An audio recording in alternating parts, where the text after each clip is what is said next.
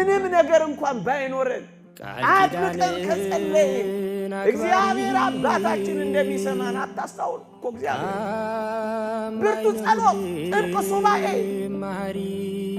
የእውነት ደጅ ጥናት አለ።